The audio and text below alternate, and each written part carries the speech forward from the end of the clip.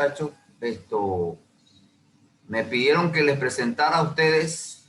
Yo no sabía que había, yo no recuerdo la verdad, yo fui hace rato que yo fui estudiante, y entonces a Rosete me dijeron que había que les proyectara la canción, el himno del estudiante. Así que vamos a, mientras que llegan los otros muchachos, el Ignacio, mientras que llegan los compañeros para ver la presentación de la compañera Torres, vamos a escuchar el himno.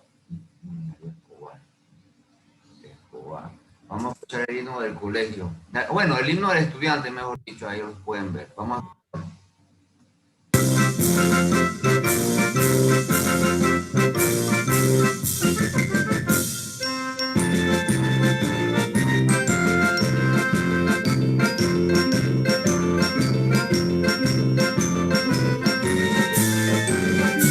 Yo no recuerdo haberlo cantado nunca, ¿verdad? Ese es nuevo.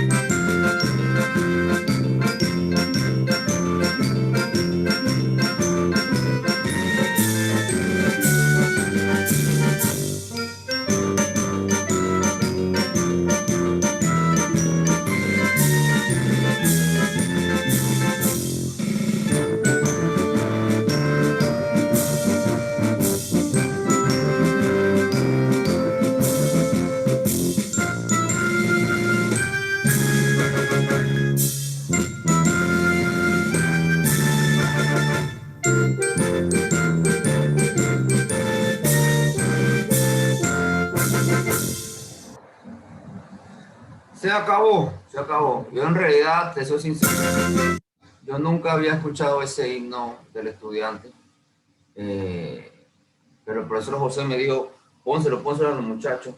De repente sus papás se acordarán, o yo no sé, pregúntenle a ver si ellos recuerdan algún himno del estudiante, pero yo en realidad no.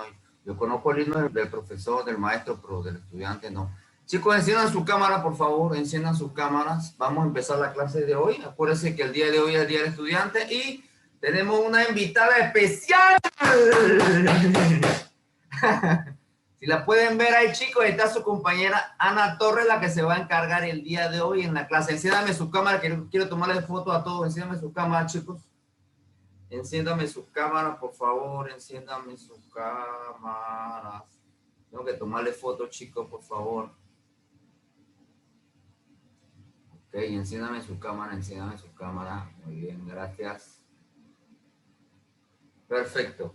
Ok, entonces vamos a cederle el control a la compañera Ana Torres. Me va a decir como, yo nunca he hecho eso, pero vamos a ver si, creo que se pone aquí, a ver, de tener video, destacar, hacer operador, ajá, hacer operador, aquí mismo. Debe aparecer allá, desea cambiar el anfitrión a Ana Torres, perfecto, listo. Listo, ya eres tú, todo tuyo, Ana. Ok, bueno, por el Día del Estudiante yo voy a dar la clase de World History de hoy. El último tema del año y del libro. Eso es.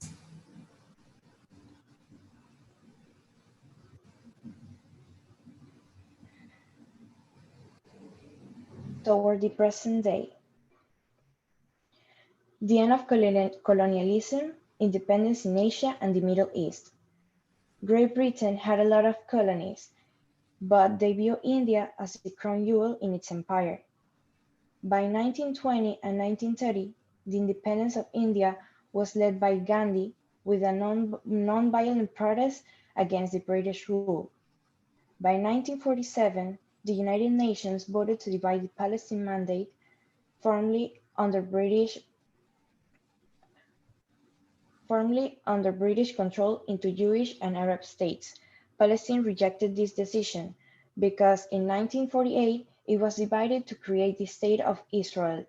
That's why they have a lot of conflict nowadays.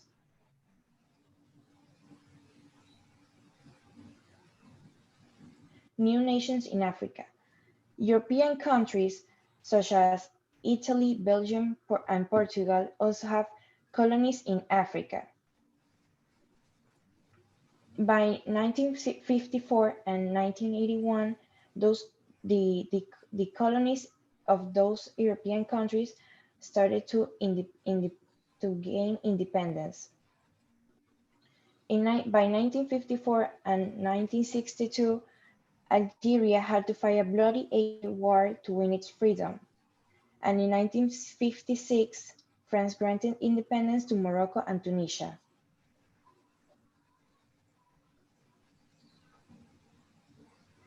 Now, the Cold War.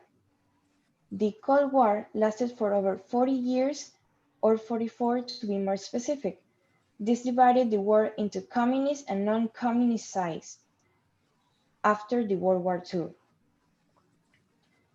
In 1950s and 1960s, an arms race developed between the Soviet Union and the United States. Both built numbers of weapons. Then both realized that if those weapons were ever used, millions would be killed. Although they were rivals, both knew they could not afford armed conflict. Then after this war was a battle between ideologies. Each side believed its economics and political system was best. The US believed in capitalism and democracy. The Soviets in communism, and they saw capitalist nations as greedy and corrupt.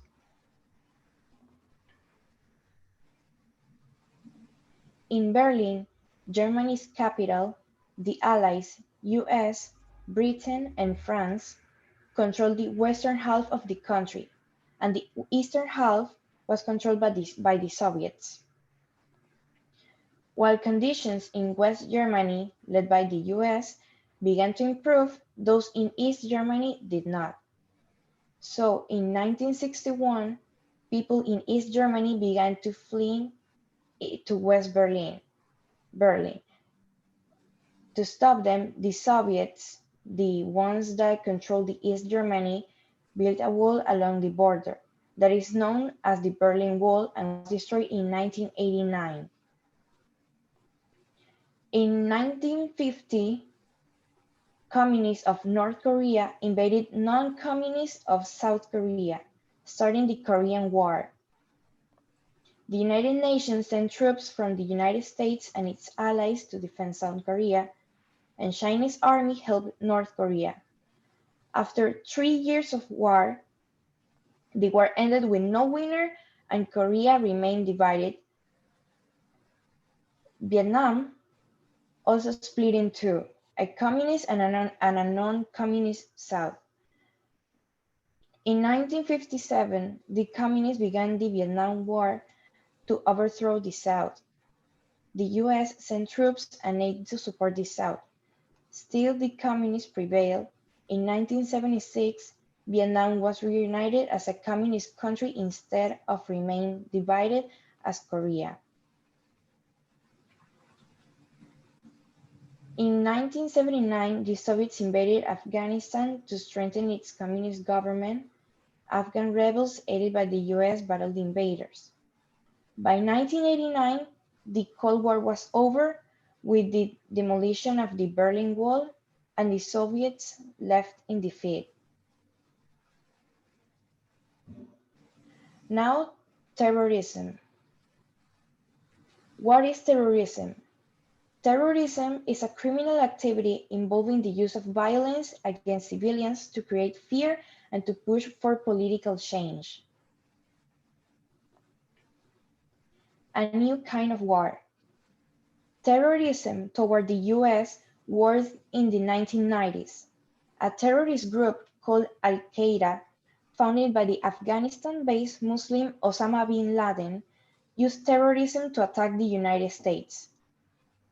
That group was the author of several tragic attacks, including the bomb at the World Trade Center, the two bombs at the US embassies in Africa, and the bomb at the coal warship in Port of Yemen. But the most tragic of all these attacks occurred on September 11 of 2001. This terrorist group hijacked 4 American planes and drove them to crash 2 into the World Trade Center towers, or the Twin Towers, in New York, another in the Pentagon, and the last one did not achieve its objective, thanks to the passengers that fought against the terrorists, but they crashed in Pennsylvania because they wanted to crash in the White House. Following these attacks, the President George Bush declared war on terror. Here several things began to happen to regain peace. They sent forces to Afghanistan to begin the search for and execute members of this group. They also began to help politics gain power.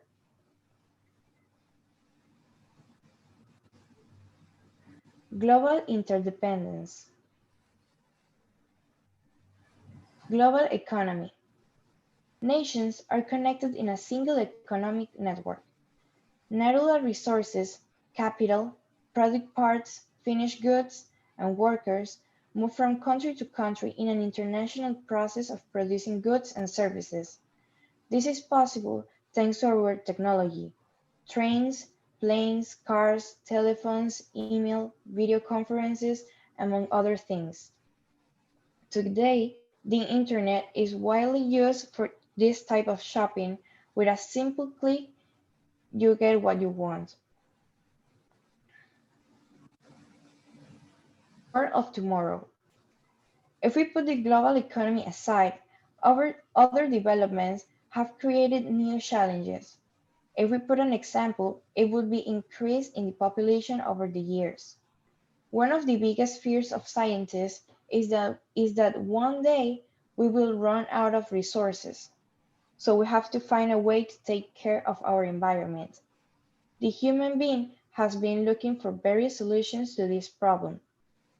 An example is to reduce deforestation in the area of Latin America and Africa.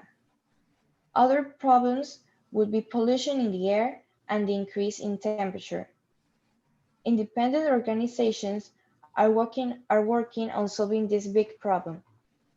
An example would be Wangari Maathai, who in 2004 received the Nobel Peace Prize for planting more than 30 million trees.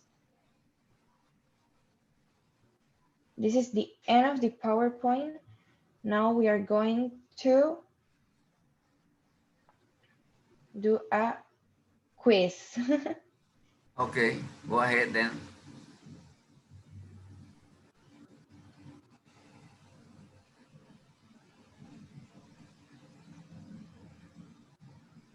Oh, toward the present day. Ahí está.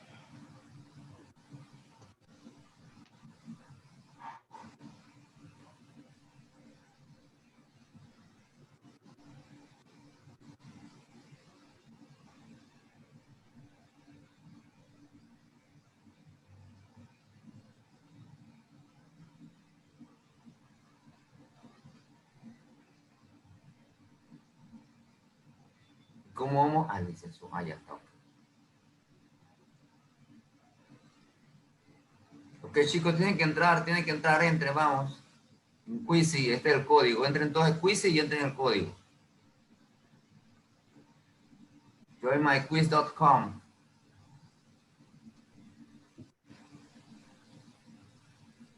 Vamos, chicos, rápido, rápido, vamos, vamos.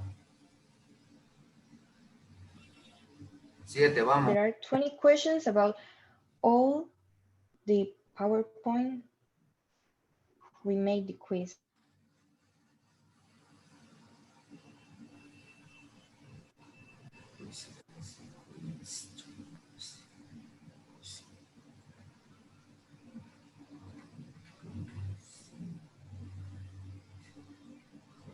Hold on, hold on. 6. 8, 4, 6.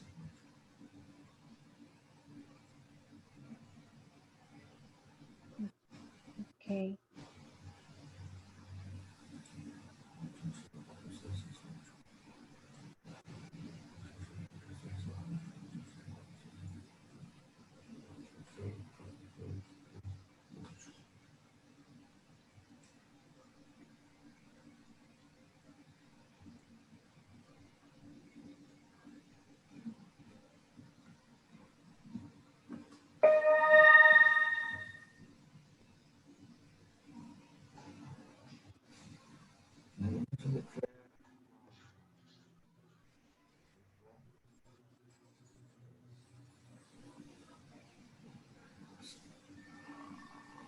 Terrorist will call the United States.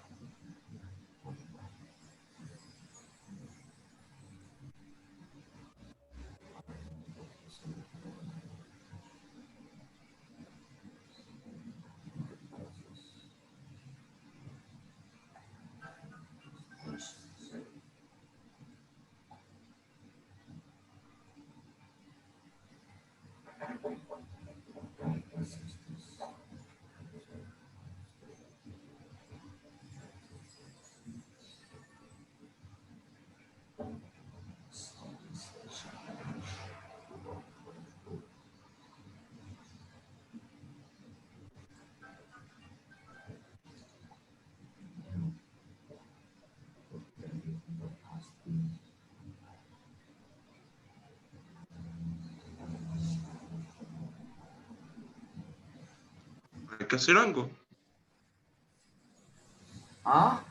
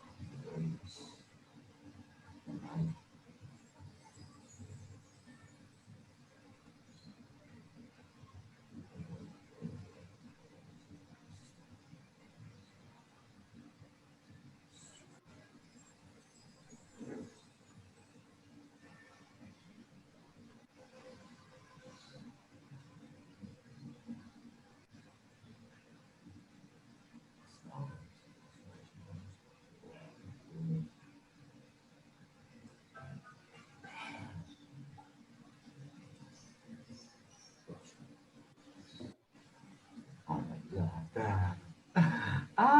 Finish.